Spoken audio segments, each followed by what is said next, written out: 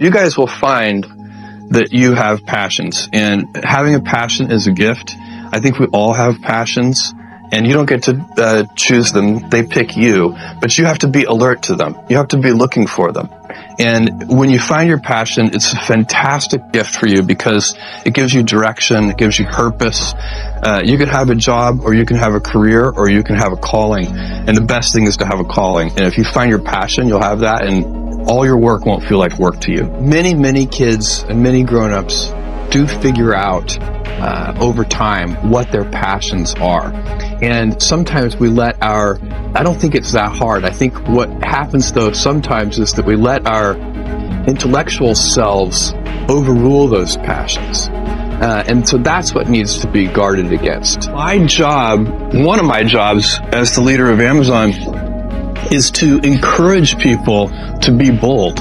And people love to focus on things that aren't yet working. And that's good. It's human nature. That kind of divine discontent can be very helpful. But it's incredibly hard to get people to take bold bets. And you need to encourage that. And if you're going to take bold bets, they're going to be experiments. And if they're experiments, you don't know ahead of time whether they're going to work. Experiments are by their very nature prone to failure, but a few big successes compensate for dozens and dozens of things that didn't work.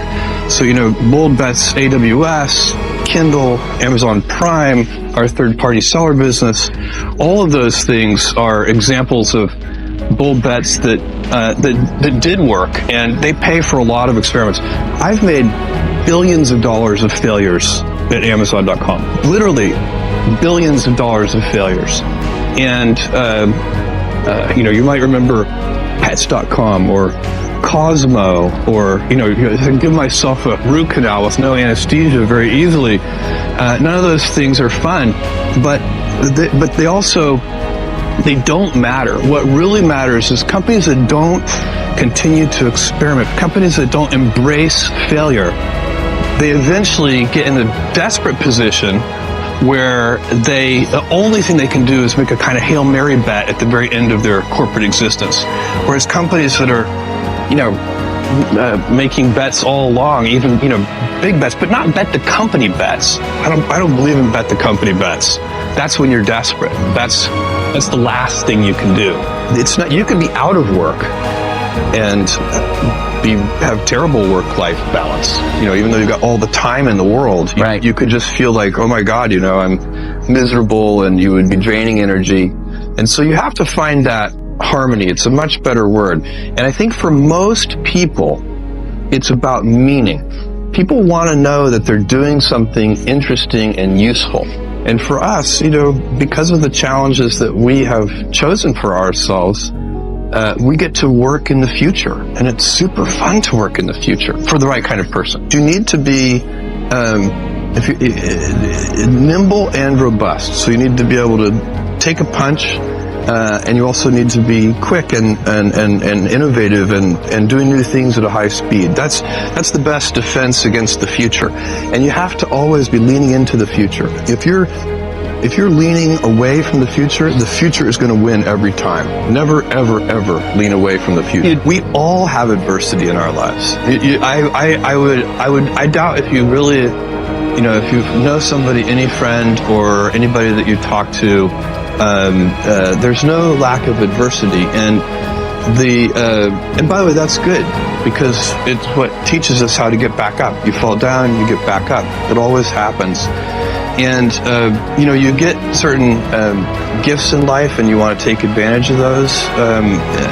But I guess my advice on adversity and success would be to be proud not of your gifts, but of your hard work and your choices. So, you may be, the kinds of gifts you get, like, you might be really good at math. It might be really easy for you. That's a kind of gift.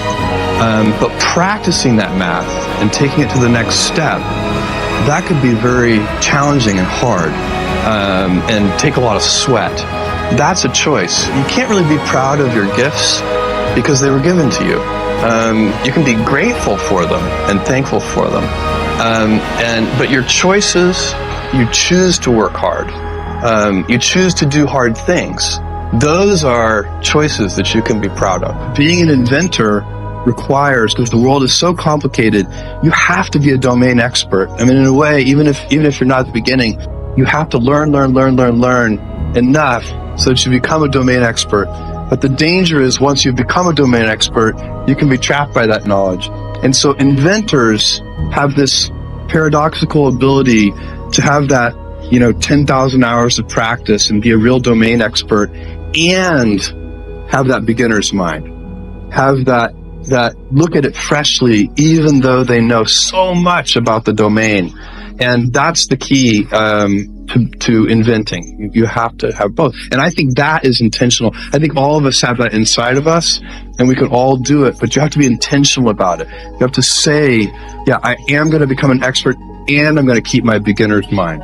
You can't skip steps. You have to put one foot in front of the other. Things take time.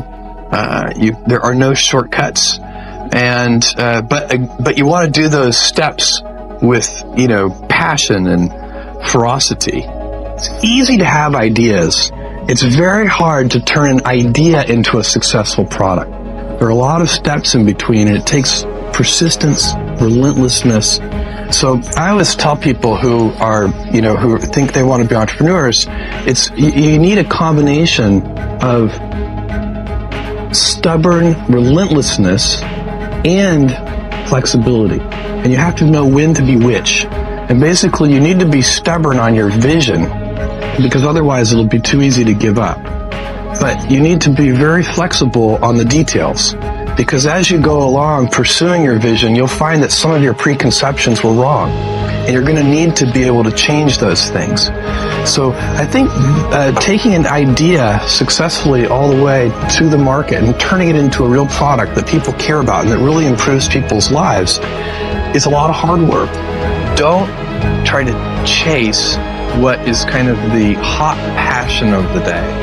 I think we actually saw this. I think you see it all over the place in many different contexts, but I think we saw it in the internet world quite a bit, where, at sort of peak of the sort of internet, mania in, say, 1999, you found people who were, very passionate about something. They kind of left that job and decided, I'm going to do something in the internet, because it's almost like the 1849 gold rush. And you find that people, if you go back and study the history of the 1849 gold rush, you find that, at that time, everybody who was within the shouting distance of California was, they might have been a doctor, but they quit being a doctor and they started panning for gold. And that almost never works. And even if it does work, according to some metric, financial success or whatever it might be, I suspect it leaves you ultimately unsatisfied. So you really need to be very clear with yourself. And I think one of the best ways to do that is this notion of projecting yourself forward to age 80, looking back on your life, and trying to make sure you minimize the number of regrets you have. That works for career decisions. It works for family decisions. Do you want? I have a 14-month-old son, and it's very easy for me to, if I think about myself when I'm 80, I know I want to watch that little guy grow up. And so I don't want to be 80 and think, shoot, I missed that whole thing, and I don't have the kind of relationship with my son that I wished I had, and so on and so on. So if you think about that, so I guess another thing that I would recommend to people is that they always take a long-term point of view. And I think this is something about which there's a lot of controversy. There's a lot of people, and I'm just not one of them, believe that you should live for the now. I think what you do is you think about the great expanse of time ahead of you and try to make sure that you're planning for that in a way that's going to leave you ultimately satisfied. So this is just this is the way it works for me. Everybody needs to find that for themselves. So I think there are a lot of paths to satisfaction, and you need to find one that works for you.